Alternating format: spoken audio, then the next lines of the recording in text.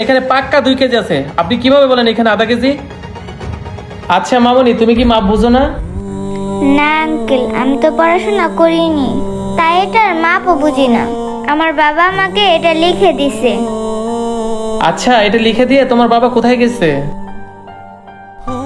Uncle, আমার বাবা অনেক অসুস্থ, কয়েকদিন ধরে হাসপাতালে ভর্তি। এখন যদি আমি দোকানটা না চালাই তাহলে তো সব সবজিগুলো পচে যাবে। কেন, তুমি কি পড়াশোনা করো নাই? আঙ্কেল, আমার পড়াশোনা করার অনেক ইচ্ছা, কিন্তু আমাদের অভাবের কারণে আমি পড়াশোনাটা করতে পারি নাই। তাই তো আমার বাবা কাগজে এটা লিখে দিছে।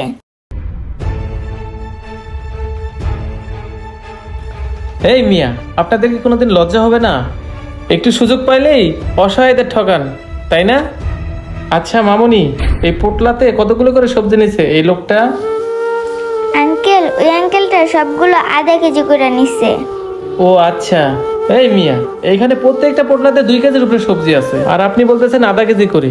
আপনার তো মানবতাবোধ বলতে কিছুই নেই। আচ্ছা মামনি, তোমার ওই লিস্টটা আমাকে দাও তো। টমেটো 120 টাকা, বেগুন 80 টাকা, 200 টাকা, পটল পটল 80 টাকা, তাহলে হচ্ছে 280 টাকা, আর হচ্ছে ফুলকপি 60 টাকা। টোটাল দাম আসছে 340 টাকা। মেয়েটাকে 340 টাকা দেন। এই লোকটার কারণে এখন আমি ধরা খেয়ে গেলাম, এখন পুরো টাকাটাই দিতে হচ্ছে। এই যে লও মামনি, এখানে 340 টাকাই আছে।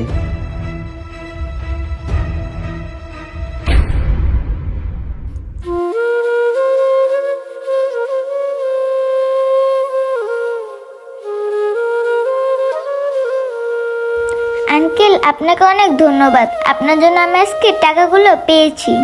না না মামনি, আমাকে ধন্যবাদ দিতে হবে না। তবে তোমার বাবা আসলে তোমার বাবাকে বলবা আমাকে স্কুলে ভর্তি করে দাও, না হলে এভাবে তোমার ঠকতে হবে। আচ্ছা ঠিক আছে আঙ্কেল।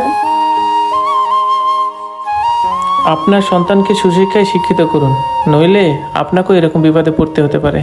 আমাদের ভিডিওটি ভালো লাগলে লাইক কমেন্ট শেয়ার করে সবাইকে দেখার সুযোগ করে দিন। ধন্যবাদ সবাইকে।